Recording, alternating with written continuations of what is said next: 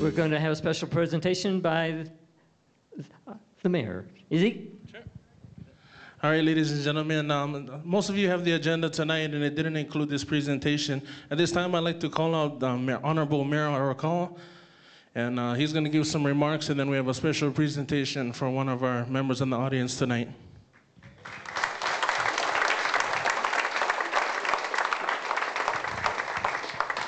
Thank you very much. We're deviating a little bit from the format, but we'll adjust. I was asked to speak 3 to 5 minutes on several topics, and also we have Ellie Cochran, who's representing the council, who's going to be speaking a little bit. So what I've done is I've talked to her a little bit. We're splitting up some of the topics that are going to be happening over here, just so that I can keep it within a reasonable time frame and she can keep it within a reasonable time frame. Now, some of the things that we want to be able to talk about, and things that we've been doing in Lahaina, for instance, we started up the county presence in the Halloween event this past year. Now, we want to be perfectly clear because there was some confusion and there was a deliberate attempt to confuse the issue. Halloween has been going on the last 4 years that we were not here. People were actually out in the streets doing the celebrations, but it was very unsafe, and a lot of the issues that were brought up about not having places secured, not having enough lights, all the costumes that were inappropriate, all these things were occurring. And there was no supervision or no guidance to be able to direct what the community wanted and what the community needed. As the administration, we looked at these challenges, and what we did was we set out to adjust to be able to work with these challenges and to address them.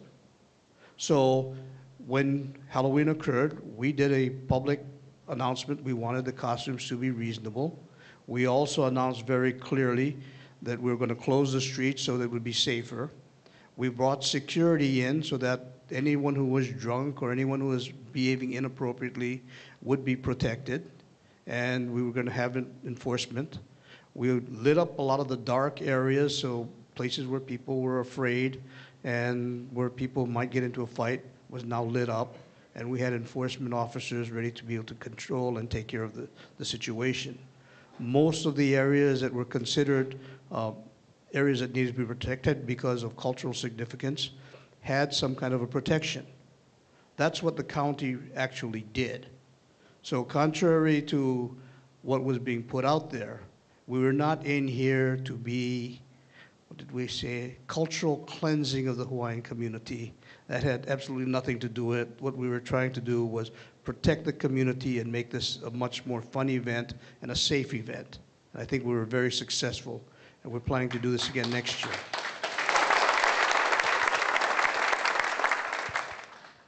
Another thing that we've been working on very strongly is to be able to create more business. And one of the great success stories we had in Wailuku was the First Friday event. First Friday brought a lot of people, and there are literally thousands of people that are going to Wailuku, and the vendors there are appreciating it, and the store owners are beginning to appreciate a lot of the traffic that's coming there. So we've opened it up so that we have a Friday event here in Lahaina as well, and I believe that's coming up very shortly, like tomorrow. The whole idea behind the event is to be able to stimulate the economy, have a place where a lot of our youth can actually come out, enjoy music, enjoy the entertainment, be able to visit a lot of the vendors that we have. You know, one of the major complaints we have from our youth is that there's no place to just hang around and do something that's inexpensive. So this is one of our ways to be able to work with the various communities, and we're starting the Friday events, and I think it's going to be very, very successful here. Makawao and Paia have both had events as well, and they're very successful there. They're stimulating a lot of the economy, the economic engines that we need to be able to stimulate. So we're going to continue these events. And there's other things that we can also do here in Lahaina to be able to perpetuate this kind of activity during the weeks. One of the venues we're also working with is in the back of this Civic Center to be able to have some shows that are going to be held on a regular basis. And that's being developed right now. So an area that we're not utilizing at all, we're looking at probably putting up Hawaiian shows that will be able to draw people and utilize our space and be able to create economic engine here. And we're also being very supportive of a lot of the other events that have traditionally been in Lahaina. And over at the mill now, we had what was formerly the Taste of Lahaina is being pushed, and we're hoping to grow that into a much bigger event as well. So with the cooperation of the business people here and members of the community, we're trying to work with you to make sure that this community can become prosperous again, and we can start getting all the promotional up that we need to do. So as a government, our job is to try and help to make this community the best place to live and to be able to make sure that everybody is comfortable. So we're working on those things. We are also looking at trying to be able to develop the controls we need for what has become a traditionally bad situation, which is a need for odor control over in Lahaina by the treatment plant. So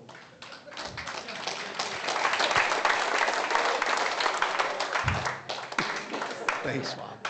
There are some things that we've done in the past that we've tried to control the odor. Lahaina 1, the pump station, just before the treatment plant on the Lahaina side, there's an odor control unit, a tower that was built there. We're going to see if we can control the odors at the points that they're originating. Lahaina 2 needs to have an odor control unit, and environmental management is working on an odor control unit there. Also within the plant, we're going to try and look at the areas where the odors are originating and seeing if we can do some kind of a containment action in those areas. So that's something that environmental management is working on. Now, at the same time that we're working on Lahaina, we're also trying to make this a more universal, county-wide type of program.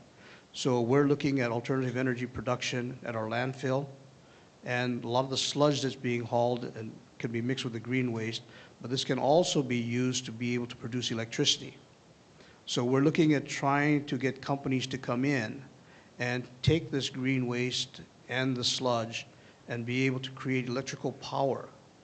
Now, we've been discussing this with a large number of companies, and what we're finding is that there's a potential of saving the taxpayers close to $1 million if we can get these companies to sell the electricity to the electric company and derive a profit from that. So by changing direction and going into power production using our, what we call our rubbish, it may actually be a cost-saving measure for this community by creating a fuel that can be used to generate electric power.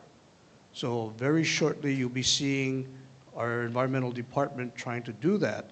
At the same time, those companies, some of them have been willing to come up and work, because they want to work with the sludge as well, work with the odor control units and create the control systems so we can try and alleviate some of the odor problems that you do have.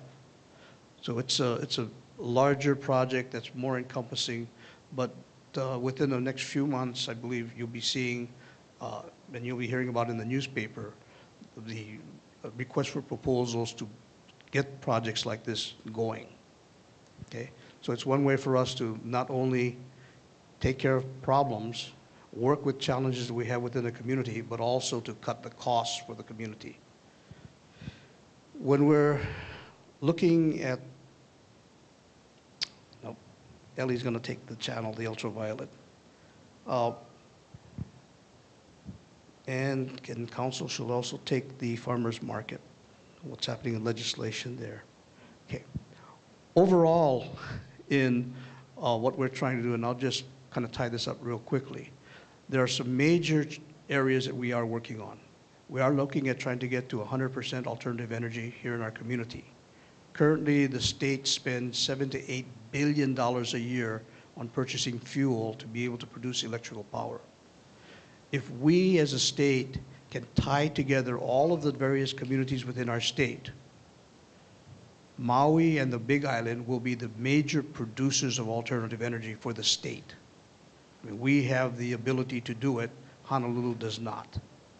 And that $7 to $8 billion that we're spending to buy petroleum products from the Far East or some of our enemies right now, we'll be able to keep that within our state and pay for the production of energy for people here to have jobs and for the production of that energy, that power. So as an economic engine, not spending $7 to $8 billion out of state, but keeping it within the state and circulating it is one of our goals. So you're going to see a lot of movement toward this. We as a county have already contracted a firm to put up as many as 8,000 photovoltaic units for a lot of our county facilities. And we're going to be moving very quickly to be able to empower the use of all those photovoltaic cells. Now, our challenge has been that Maui Electric has limited the amount of photovoltaic cells that we can tie into their system. And we're working at the pace that they can generate our ability to tie in. But the contract's already been let. We are going to be doing it as quickly as we can, working with Maui Electric so that we don't disrupt the entire system. Okay? So be patient with us. It is coming. And this is going to be another really good cost-saving measure for our community. We also, Angus talked about it a little bit and Roz a little bit, we have working through our legislature a bill for tax credit for film production studios. Now, the tourist industry, we have certain economic curves that we go through, down periods and up periods, and our construction industry has very similar patterns. Film production will be another economic engine, if we can get this through, that will fill a very different pattern. So when we have problems within our tourist industry, we will not be having a downtime in our film production industry.